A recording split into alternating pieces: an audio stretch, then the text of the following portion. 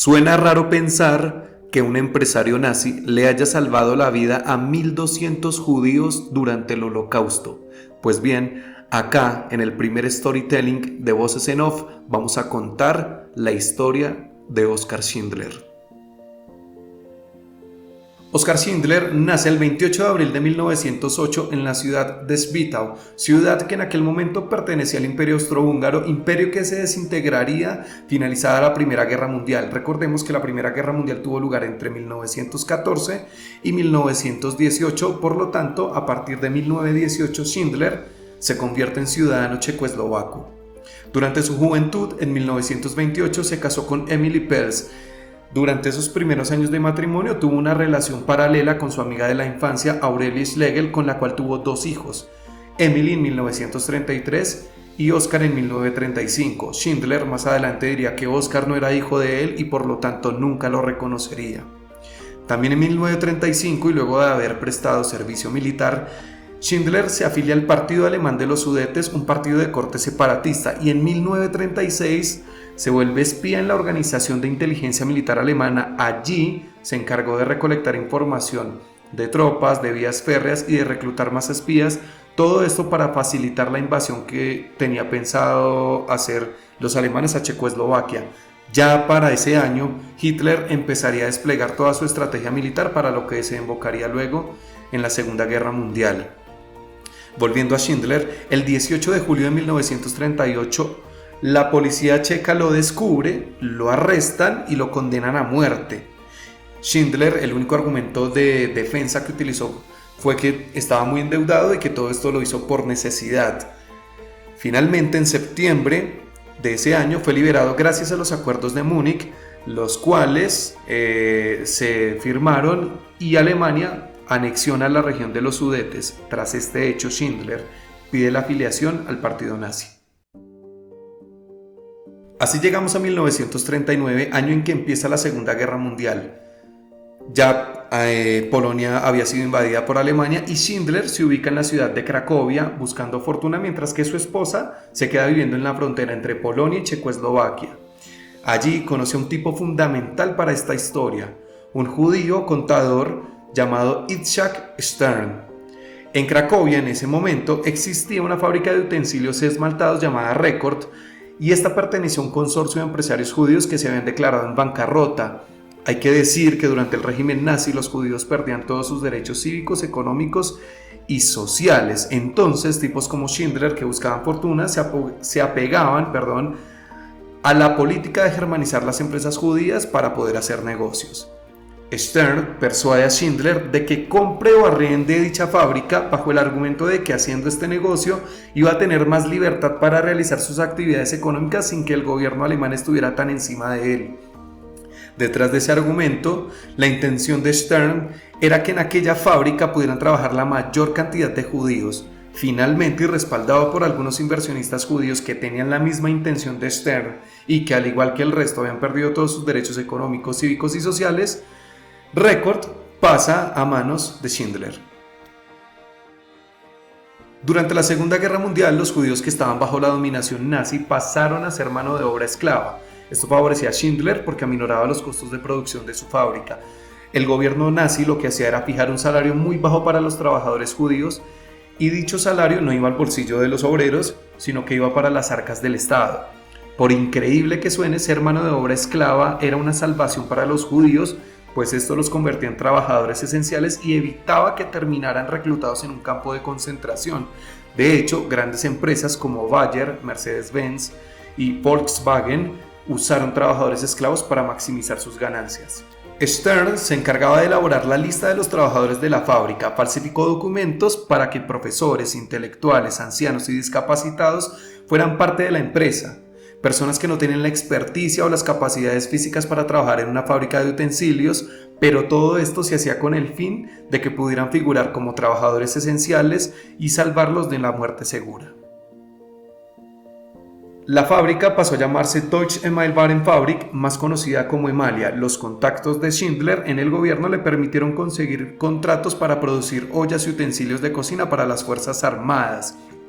El 1 de agosto de 1940, el gobernador de la región, Hans Frank, ordenó vía decreto que todos los judíos de Cracovia abandonen la ciudad y solo podrían quedarse quienes tuvieran un trabajo relacionado con el esfuerzo de guerra alemán. O sea que los judíos que trabajaban en Emalia podrían quedarse en Cracovia. Para marzo de 1941 quedaban entre 16.000 y 18.000 judíos en Cracovia. Estos fueron trasladados a lo que se conocería más adelante como el gueto de Cracovia, ubicado en el distrito de Podgorce en condiciones sanitarias y de hacinamientos paupérrimas. A medida que pasaba el tiempo, Schindler empieza lentamente a cambiar de mentalidad y se preocupa un poco más por sus trabajadores. Al principio era solo un beneficio económico, algo muy rentable tener mano de obra esclava, pero luego empieza a adecuar la empresa para que haya una cocina, un comedor y una clínica y mejorar las condiciones de los obreros. A partir de 1941, en septiembre, la violencia hacia los judíos se recrudece, se exacerba y se empiezan a trasladar judíos desde el gueto a campos de exterminio. Ya en marzo de 1943, el gueto de Cracovia fue exterminado. Los que quedaron vivos fueron llevados al nuevo campo de concentración construido en la ciudad llamado Plaszow. Schindler se enteró con antelación de esta masacre gracias a sus contactos en la Wehrmacht y decidió decirle a sus trabajadores que pasaran la noche en la fábrica para protegerlos. El exterminio de Cracovia, sin duda alguna, fue el hecho que termina de cambiarle la mentalidad a nuestro protagonista, quien de ahora en más enfocaría todos sus esfuerzos para salvaguardar la vida de sus trabajadores. El encargado del campo de concentración de Plaszow era Amon Gott, un capitán de las SS, un asesino de guerra despiadado, un sádico, un psicópata total, del cual, por ejemplo, la esposa de Schindler, Emily Pels, diría años más tarde que fue la persona más despreciable que conoció en su vida. Schindler hace una relación amistosa y amable con este capitán, entendiendo que debía hacerlo así para poder salvaguardar el bienestar de sus trabajadores, pues la idea de Gott en ese campo era trasladar las fábricas que estaban ubicadas en la ciudad adentro del recinto del campo de concentración.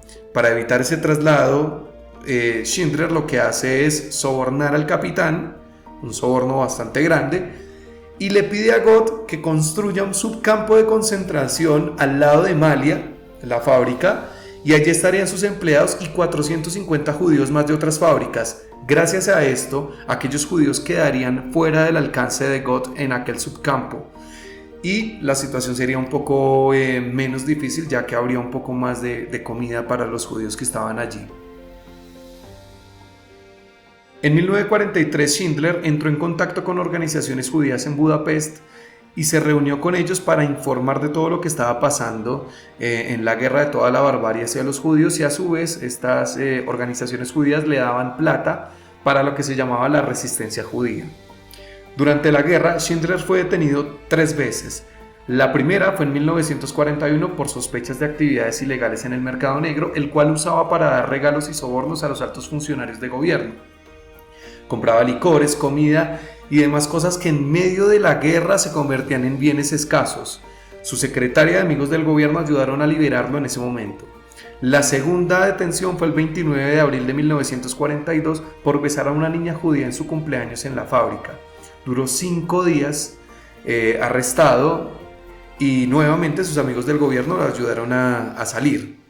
La tercera detención fue en octubre de 1944, acusado de sobornar a Amon Gott y a otros funcionarios para mejorar las condiciones de sus trabajadores.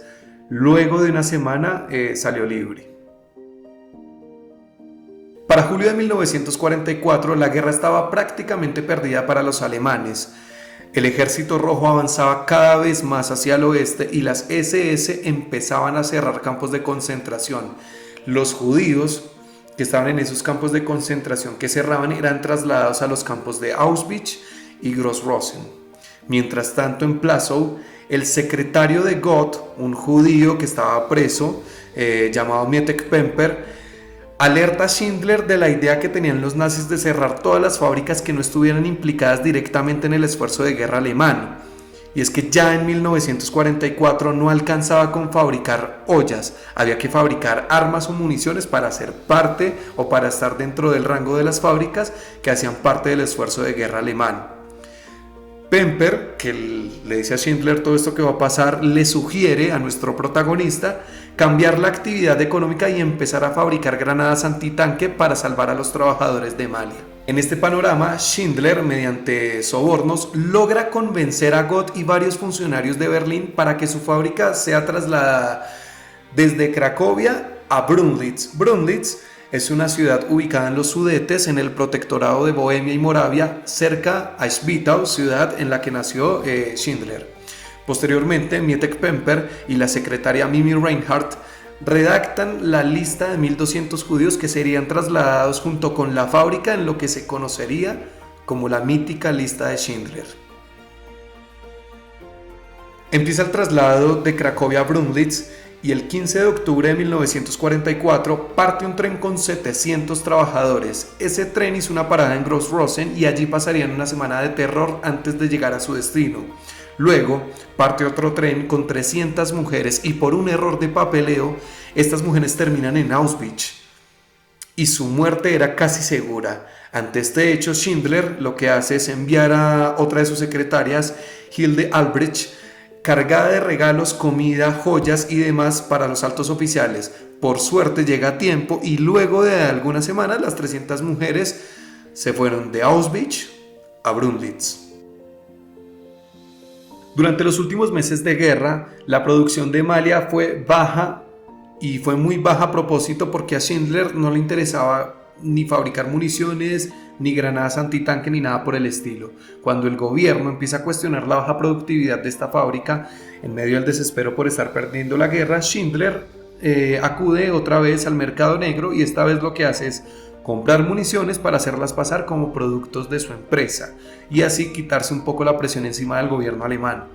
En esos meses, Schindler no solo se encarga de comprar estas municiones de las que les estoy hablando, sino que también compra comida e insumos para mantener a los judíos a su cargo, mientras que su esposa, Emily Pels, se queda en la fábrica encargada de las cuestiones sanitarias. Schindler también logró que 3.000 mujeres fueran trasladadas de Auschwitz a diferentes fábricas de ropa en los Sudetes para que sus posibilidades de vivir aumentaran. No podemos saber a ciencia cierta si esto ayudó para que esas mujeres se salvaran, pues estas fábricas estaban supervisadas por las SS y como el Ejército Rojo avanzaba cada vez más sobre los alemanes, las tropas de las SS en dichas fábricas se retiraban, pero antes de hacerlo, lo que hacían era matar a todos los trabajadores. Es por eso que Schindler tuvo que seguir pagando sobornos muy altos para proteger la vida de los judíos de la fábrica de Malia. Finalmente, el 7 de mayo de 1945, Winston Churchill comunica por radio que la rendición alemana es un hecho y así finaliza la Segunda Guerra Mundial. Se cuenta que luego de enterarse de la rendición, Schindler le dice a los agentes de la SS que custodiaban la fábrica si querían volver a casa como hombres o como asesinos, ya que era muy probable que asesinaran a los judíos que estaban ahí. Por suerte no se disparó ni una sola bala y estos soldados se retiraron sin hacer mayor problema. Schindler sabía que la posguerra sería un tiempo muy difícil, pues para los ojos de los aliados, él es un empresario nazi que había hecho fortuna valiéndose de la mano de obra esclava de los judíos. Fortuna que por otra parte ya no existía porque ya se había gastado toda en sobornos, comida y cuidados para proteger a los trabajadores de Malia. Schindler le temía más a los soviéticos que a los gringos, por eso decide irse para la parte de Alemania que ocuparon los gringos al terminar la guerra y luego se iría para Suiza. Antes de partir, Stern, aquel contador, le da unas hojas en las que consta una declaración de todas las cosas que Schindler hizo por los trabajadores durante la guerra. A su vez, el trabajador Simon Jarrett dio su dentadura postiza de oro para fabricarle un anillo a Schindler que decía: quien salva una vida, salva al mundo entero. Pasa el peligro de muerte para él en la posguerra y regresa a Alemania, se radica en Regensburg. Allí los negocios que emprenden no funcionan y sin dinero todo era más difícil. En 1949 decide emigrar para la Argentina, emprende la cría de pollos y nutrias para luego vender sus pieles. No le va bien ni tampoco en otros negocios y regresa a Alemania en 1958 sin su esposa. Si bien nunca se separan legalmente, no se vuelven a ver nunca más. Muchos judíos durante todo este tiempo le hacían aportes económicos por todo lo que hizo durante la guerra y eso le ayudó a sobrevivir. Schindler durante toda su vida y al igual que su padre tuvo problemas con el alcohol y en sus últimos años esto se agravaría. Para terminar, en 1963 Fue nombrado justo entre las naciones por el Estado de Israel y en 1966 recibió la Orden del Mérito de la República Federal de Alemania. Murió el 9 de octubre de 1974 y aquel grupo de judíos de Schindler reunió dinero para que fuese sepultado en el cementerio católico del Monte Sión en Israel. Y así termina la historia de este tipo que, sin pensarlo en ningún momento, cuando llegó a Cracovia y al finalizar la guerra termina salvándole la vida a 1200 judíos.